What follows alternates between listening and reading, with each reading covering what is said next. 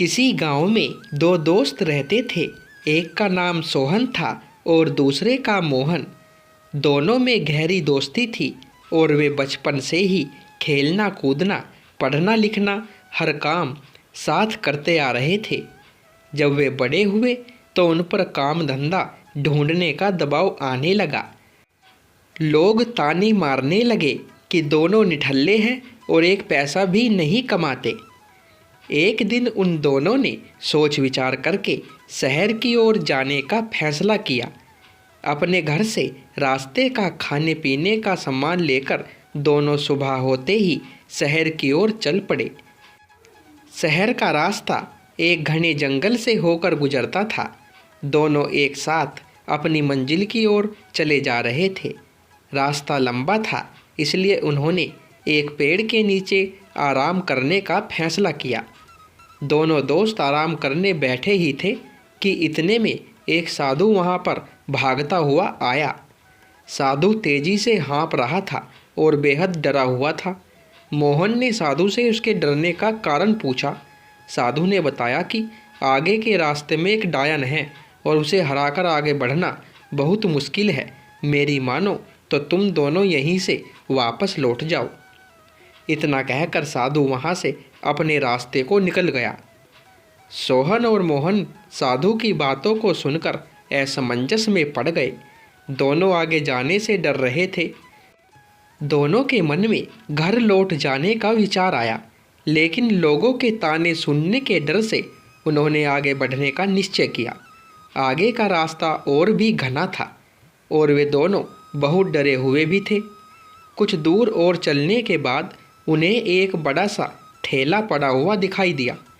दोनों दोस्त डरते हुए उस ठेले के पास पहुँचे। उस ठेले के अंदर उन्हें कुछ चमकता हुआ नजर आया। खोलकर देखा तो उनकी खुशी का कोई ठिकाना ही न रहा। उस ठेले में बहुत सारे सोने के सिक्के थे। सिक्के इतने अधिक थे कि दोनों की जिंदगी आसानी से पूरे ऐशो आराम से कट सकती थी। दोनों खुशी से झूम रहे थे। उन्हें अपने आगे बढ़ने के फैसले पर गर्व हो रहा था। साथ ही वे उस साधु का मजाक उड़ा रहे थे कि वह कितना मूर्ख था जो आगे जाने से डर गया। अब दोनों दोस्तों ने आपस में धन बांटने और साथ ही भोजन करने का निश्चय किया। दोनों एक पेड़ के नीचे बैठ गए। सोहन ने मोहन से कहा कि वह आसपास के किसी कुएं से पानी लेकर आए ताकि भोजन आराम से किया जा सके। मोहन पानी लेने के लिए चल पड़ा। मोहन रास्ते में चलते चलते सोच रहा था कि अगर वो सारे सिक्के उसके हो जाए तो मैं और मेरा परिवार हमेशा राजा की तरह रहेगा। मोहन के मन में लालच आ चुका था। वह अपने दोस्त को जान से मार डालने की योजना बनाने लगा। पानी भरते समय उसे कुएं के पास एक धारदार हथियार मिला। उसने सोचा कि वो इस हथियार से अपने दोस्त को मार देगा और गांव में कहेगा कि रास्ते में डाकुओं ने उन पर हमला किया था। मोहन मन ही मन अपनी योजना पर खुश हो रहा था। वह पानी लेकर वापस पहुंचा और मौका देखते ही सोहन पर पीछे से वार कर दिया। देखते ही देखते सोहन वहीं ढेर हो गया। मोहन अपना सामान और सोने के सिक्कों से भरा थैला लेकर वहां से वापस भागा। कुछ एक घंटे चलने के बाद वह एक जगह रुका। दोपहर हो चुकी थी और उसे बड़ी जोर की भूख लग आई थी।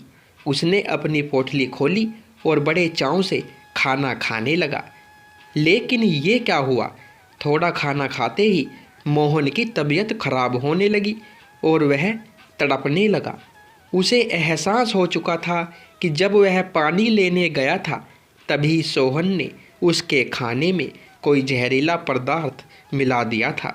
कुछ ही देर में उसकी भी तड़प तड़प कर मृत्यु हो गई। अब दोनों दोस्त मरत पड़े थे और वो थैला यानी माया रूपी डायन जस का तस पड़ा हुआ था। उस साधु ने एकदम ठीक कहा था कि आगे डायन है।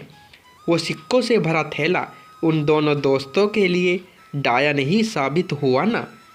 वो डायन रूपी थैला वहाँ न होता तो क्या उनके मन में लालच आता और ना वे एक दूसरे की जान लेते। यही जीवन का सच भी है।